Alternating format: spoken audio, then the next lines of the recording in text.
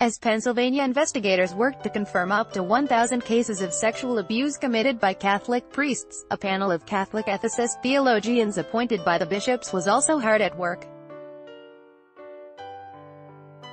Like the Pennsylvania team, the panel serving the bishops sought to ensure that church-affiliated institutions weren't ignoring sexual evils. Good on them, you might think. They're finally taking responsibility for the mess created by their obsession with priestly abstinence. Sponsored You'd Be Wrong. Bad birth control. The goal of the panel wasn't to investigate, punish, heal or prevent child sex abuse. It was to ensure that Catholic-controlled healthcare systems don't look the other way while doctors and other care providers offer contraception, vasectomies, tubal ligations, or abortions, or sexual transition care or death with dignity. The panel concluded that the bishops must prevent these evils in any institution where they have a say, including secular hospitals that have been acquired by or affiliated with Catholic healthcare corporations. In the past, mergers between Catholic-owned and secular hospitals have sometimes carved out separate legal entities to allow continued provision of reproductive and end-of-life services that are prohibited by the religious directives governing Catholic healthcare ministries. The revised directive's bottom line is that in any type of collaboration, everything the Catholic organization controls by acquisition, governance or management, must be operated in full accord with the moral teaching of the Catholic Church. Additional language bars the establishment of an independent entity to oversee, manage, or perform immoral procedures. Harris Meyer, Modern Healthcare. As an aside, it should be noted that Catholic charities and hospitals mostly serve non-Catholic people. Further, they obtain less than 5% of their revenues from Catholic offering plates, the bulk coming from taxes and private insurance. It should also be noted that they provide less free care for poor people, on average 2.8% in 2011, than do public hospitals, 5.6%. Church control is largely an artifact of history and accumulated wealth. At this point in history, the irony of the bishops posturing as ethical authorities in matters of sexuality is lost on no one but the bishops themselves. A New York Times article on care refusals in Catholic hospitals provoked over 400 comments expressing outrage from Catholics and non-Catholics alike. Have they no shame? More members, more guilt, more abuse. The Church has long sought to control sexuality and procreation, of course.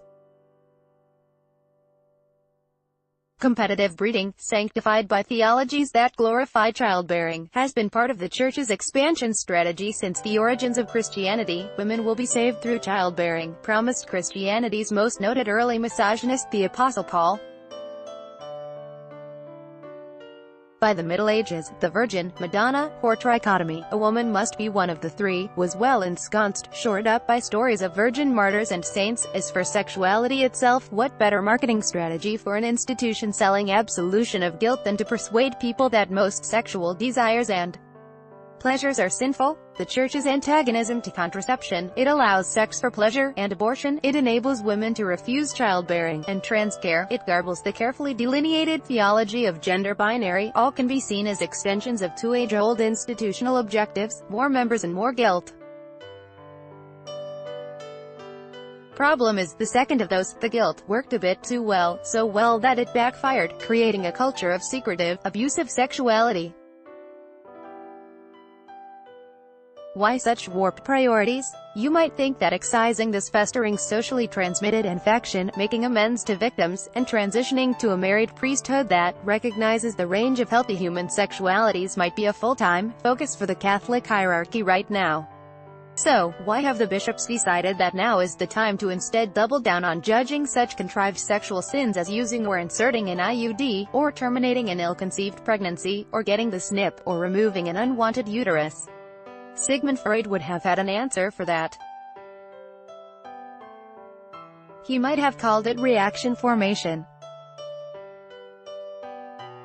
Freud would have said that the Catholic hierarchy's shame and guilt and outright horror at their inability to suppress their own sexuality has led them to try even harder at controlling the sexual and reproductive lives of others.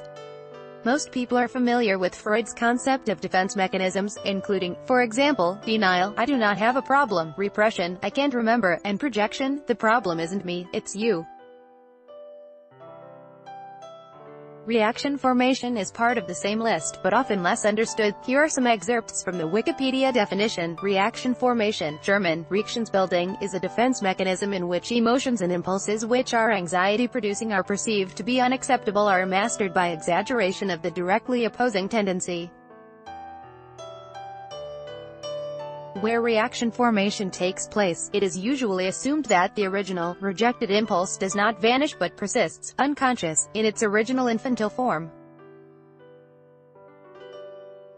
In a diagnostic setting, the existence of a reaction formation rather than simple emotion would be suspected where exaggeration, compulsiveness and inflexibility were observed.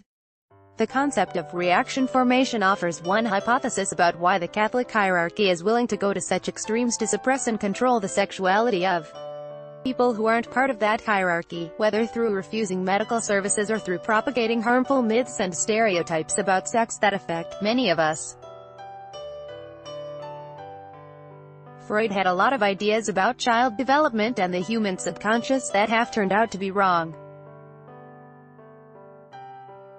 Even as science is squishy as psychology is self-correcting over the course of 100 years, but what's interesting about this particular situation, the problem of the bishops and their sexual obsessions, is that Freud developed his hypotheses about human nature in precisely the kind of situation that Catholic dogmas have created, a culture that is highly repressive of sexuality, one that layers on rituals and rules in an intricate system of proprieties aimed at distancing us from our animal nature. In Freud's case, this system was the European culture of the Victorian era. But the parallels make his analysis particularly relevant when it comes to making sense of the inside-out, upside-down ethical priorities of the Catholic bishops.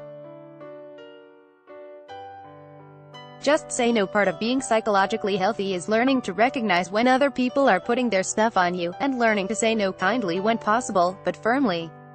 The Catholic bishops need to be told that their sexual hang-ups are not ours and that they cannot force their harmful theologies on the rest of us, especially not on the public dime, and especially not in healthcare systems that disguise their religious affiliations and where we may be sent unknowingly.